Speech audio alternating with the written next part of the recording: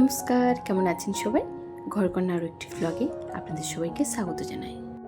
এবছর প্রথমে যে ঠাকুর দেখতে বেরিয়েছি, এটা ছিল পঞ্চমীর দিন।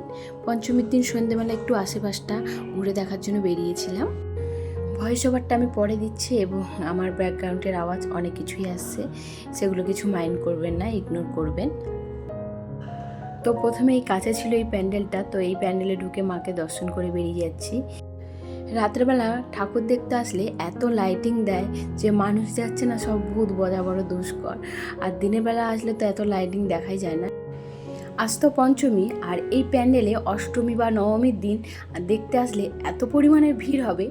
ঠাসা 2-3 ঘন্টা লাইনে দাঁড়িয়ে যখন আমরা ঠাকুরের মণ্ডপে পৌঁছাবো, তখন বলা হয় বেশিক্ষণ দাঁড়াবেন না, লাঠি দিয়ে মারা শুরু করবে, তাড়াতাড়ি যান, ফটো তুলবেন না। তাহলে এতক্ষণ গরমে ঘামে দাঁড়িয়ে কেনই বা প্যান্ডেলে ঢুকলাম আর ঠাকুর দেখতে এলাম বলুন? তো এর কোনো মানেই আছে? বা কেনই বা প্যান্ডেলগুলো বানায় বুঝতেই পারি না।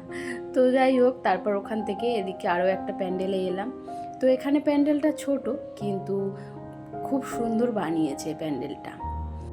ছোটোর উপরে বেশ সুন্দর লাগছিল। আর মা তো আমাদের সব একই মা, শুধু মায়ের মুখগুলো সব জায়গায় আলাদা আলাদা করে বানায়। আর এখানে দেখি, আমরা কখনো প্রজাপতির ডিম দেখেছি? দেখিনি। তো এখানে এই যে বানিয়েছে প্রজাপতির ডিম এরকম হয়, সেটাই দেখছিলাম। এখানে একটু গাছপালা দিয়ে জঙ্গল মতো করে দিয়েছে, আর একটা গাছে দেখছি শুঁয়াপোকা আছে, প্রজাপতি, আর তাদের ডিমটা ঝুলছে। তো কখনো তো এদের ডিম দেখিনি, তো সেটাই দেখছি যে ডিমগুলো এরকমই হয়।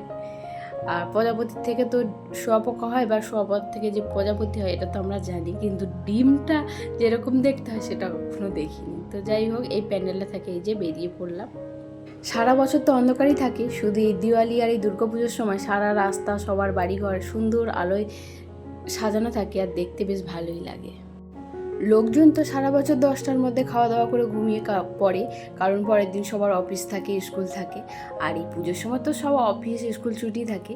আর এই সময়টা যত রাতেই বেরোন না কেন আপনি বাইরে, রাস্তায় লোক থাকবেই। আর সবার তো ঠাকুর দেখার টাইমিংটা তো আলাদা হয়। কেউ ভাবে সন্ধ্যা দেখে গিয়ে তাড়াতাড়ি খেয়ে দিয়ে শুয়ে পড়বো, আবার কেউ ভাবে যে খেয়ে দিয়ে একটু রাত করে বেরোবো যাতে ভিড় কম থাকে। তো এই কারণে রাস্তায় লোক থাকে, আর আমার বেশ ভালোই লাগে রাস্তায় ঘুরতে।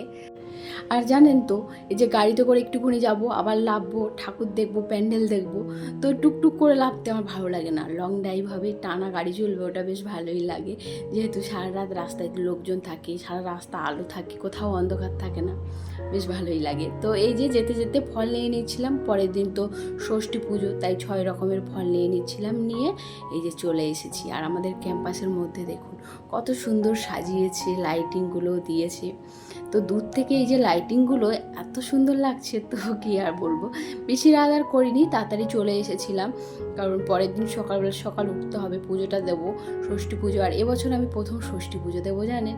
এর আগে দিয়েছি, অষ্টমী পুজো করেছি, ষষ্ঠীটা আর করা হয়নি। তো এই যে পরের দিন সকালবেলা আমি লাল পাড় শাড়ি পরে নিয়েছি, পুজো দেওয়াও হয়ে গেছে। মানে সকাল সকাল তাড়াহুড়ো করে আমি চলে এসেছি, তো ফোন আর এই দক্ষিণীটা নিয়ে যেতে আমি ভুলে গিয়েছিলাম। তো পুষ্পাঞ্জলি দেওয়া হয়ে গেছে, তারপরে আমি রুমে এসেছিলাম, এসে দক্ষিণাটা নিয়ে যাচ্ছি, আর তার সাথে ফোনটাও নিয়ে যাচ্ছি, একটু ভিডিও ক্লিপ নিয়ে নিচ্ছি।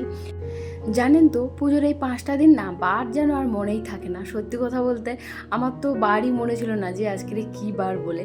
ওই যে ষষ্ঠী, সপ্তমী, অষ্টমী, নবমী, দশমী, এই যে 5টা দিন গাঁথা হয়ে আছে, ওটাই সবসময় বলি যে কাল অষ্টমী, পরশু নবমী, এইভাবেই চলছে। আজকের যে রবিবার কি মঙ্গলবার, একদমই এই বারটা মনে থাকে না। তো যাই হোক, এই যে আমি চলে এসেছি, আর আমাদের ক্যাম্পাসের মধ্যে এই যে মা প্রতিমা দারুণ হয়েছিল, প্রত্যেকটা ঠাকুরের মুখটা এত সুন্দর লাগছিল। তারপরে আমি এখানে দাঁড়িয়ে আছি, আমার ডালাটা নেব। আমি যে গোটা ফল দিয়েছিলাম 6 রকমের, আর মিষ্টি নিয়েছিলাম ওরকম 6 রকমের। তো মিষ্টিটা আমি মায়ের নামে উৎসর্গ করে দিয়েছি, ওটা আর আমি নিয়ে যাব না, ফলটা নেব, তো তার জন্য দাঁড়িয়েছিলাম। তো এই যে ফল নিয়েছি, আর ওখানটায় যারা উপোস করেছে তাদেরকেও খেতে দিয়েছিল একটু প্রসাদ, তো সেগুলো নিয়ে এখন বাড়ির পথে যাচ্ছি। তাহলে চলুন, আজকের ভিডিওটি এই পর্যন্ত। সবাই পুজো খুব ভালোভাবে কাটাবে।